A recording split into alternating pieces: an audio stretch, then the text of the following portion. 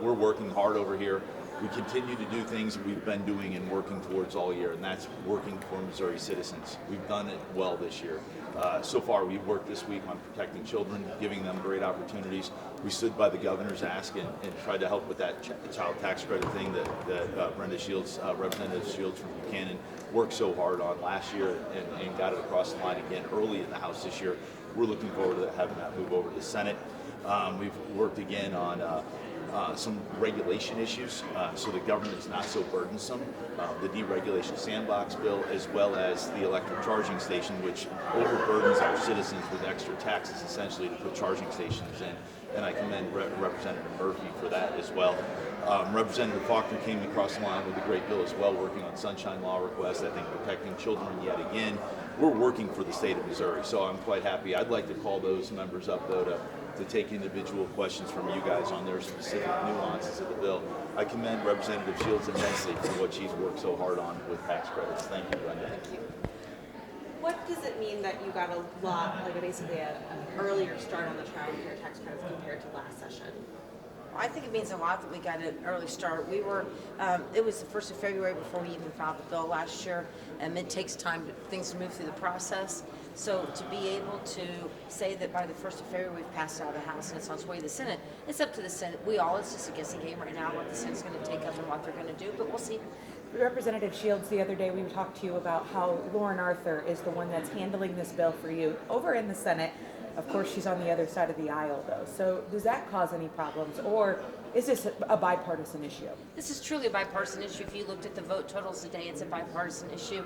And once again, as I told you the other day, you know, the label behind the senator's name is not as important as the quality of the senator and how hard they work. And this is a really, she's very passionate about this issue, and I think she was the absolute right senator to take it. I just called you Senator Plocher. Sorry. You Sorry. chills, my hair went up.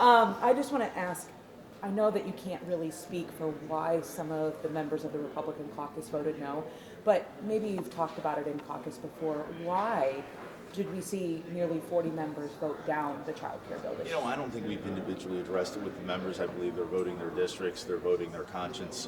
While I believe we all in the Republican Party here want to stand by children, we also want to be fiscally responsible, and I think there's some anxiety as to the fiscal components of that.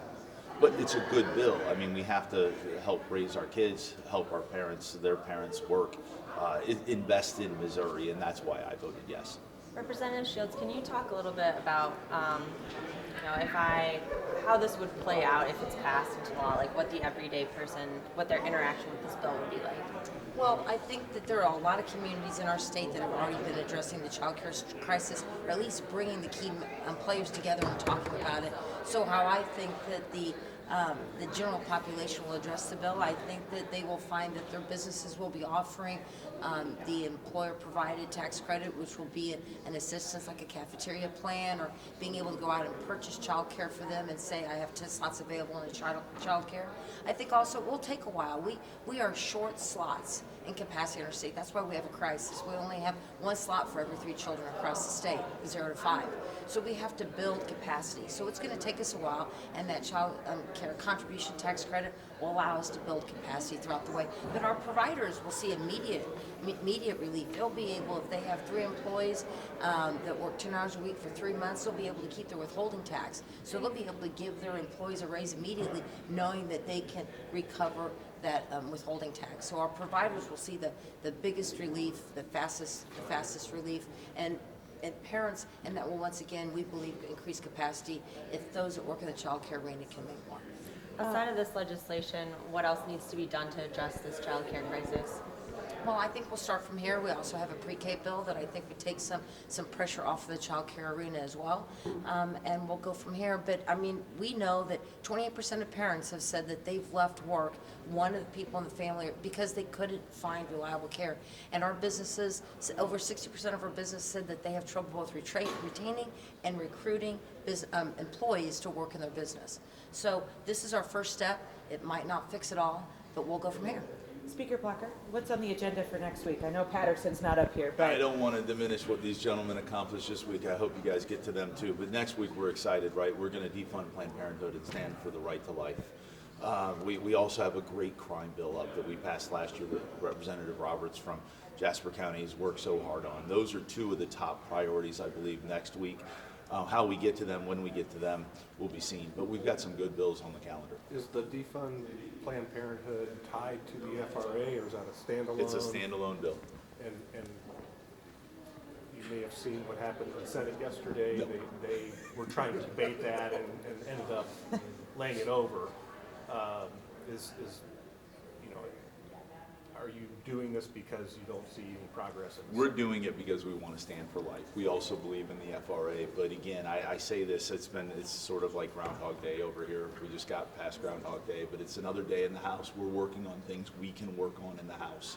The Senate's going to work on things that it deems important in what it's working on. But we're going to pass good bills over here. We're going to stand up for children. We're going to stand up for life. We're going to stand up for Missouri's taxpayers, and that's what we try to do every day here. So a follow-up to that, you passed the open enrollment bill, you passed the child care tax credit package, but the Senate continues to move along at a painstakingly slow pace. So what is your feeling about the progress on the other side of the bill? Again, you know, I love the House. I love the camaraderie over here. I love sometimes the discourse, the debate that we have.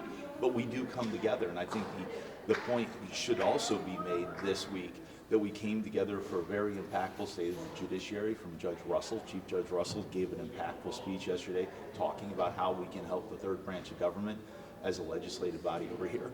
And incredibly important was the address from the Consul General from Israel.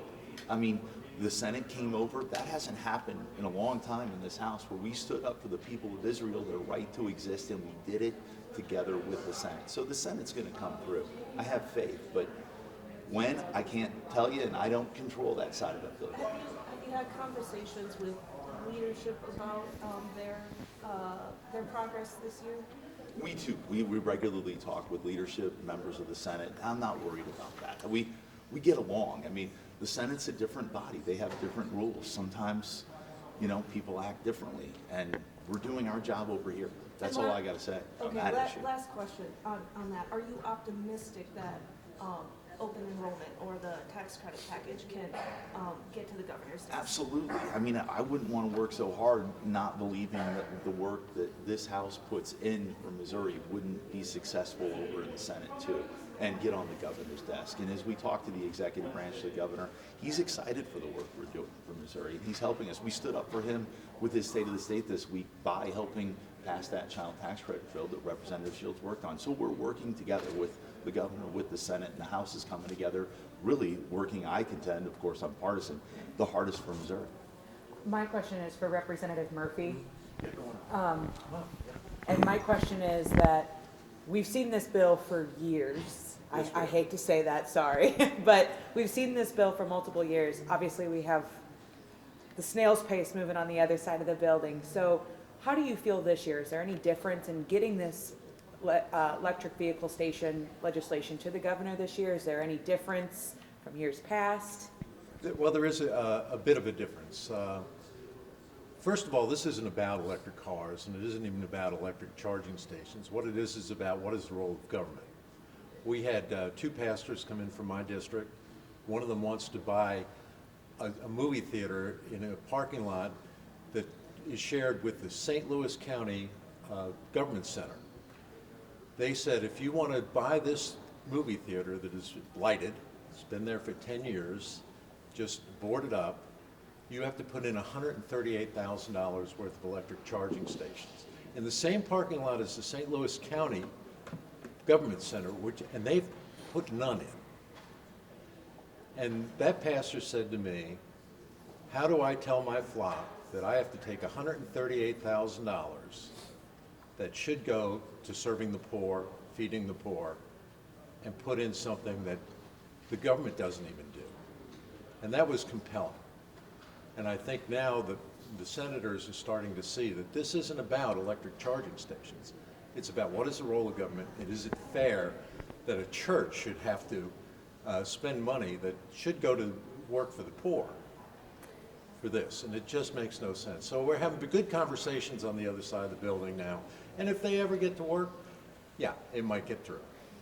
Also, if I remember right, the first year that you brought this, it was just for St. Louis County. This legislation is for the whole state. Did I under correctly?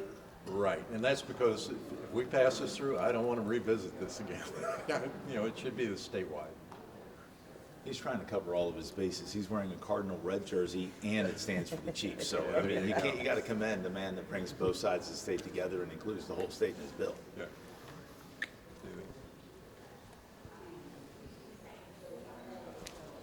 Bill, you want to talk a little bit about what you did for the state this week and how you're going to help kids and you protected them? Well, I think it's a common sense bill to protect the personal information of students 17 and under when they participate in any municipality or county activity, that their information is protected. And in these days that we have, I think that's very important. Were there any individual or personal stories behind this bill for you? Any stories that were brought to you? Well, being mayor of St. Joe for 8 years, there was always things that kind of worried us a little bit. And so this was something we've been working on for several years now, and just trying to get the language right, I thought was important. Well, I want to thank all of you. I want to thank, Representative Patterson, our floor leader, Representative Henderson, our pro tem. We're working for the people. We're trying to deliver a good product, so you know why we're up here. We're going to continue to plow ahead. We've got several more weeks before spring break, and then kind of we have to really, hit it hard to get the budget across the line. So thank you guys. I do have a couple questions about legislation. There were a set of bills about age verification for porn sites, and I'm wondering if those have a chance of coming up on the floor at all for debate. Well, they went to committee, did they not? That's part of the process. So we're referring another 50 bills this week. We have to be at well over 500 bills referred. So we're giving everything a shot. Get it through committee. There's hope for everything, right? That's this time of the year. And then there's several bills in committee today looking to kind of place more oversight on MoDOT. That's been a long conversation between MoDOT and the legislature. Do you think MoDOT needs more oversight with respect to its projects and spending? Well, I've taken the position that we need a little bit more transparency. We need a little bit more explanation about what's going on. I believe Representative Mayhew is vehemently advocating for transparency and accountability, and I'm going to let him work on transportation accountability in his committee. And as those bills percolate through, we're going to hear them on the floor, and we'll let the people decide. Thank you. Thank you.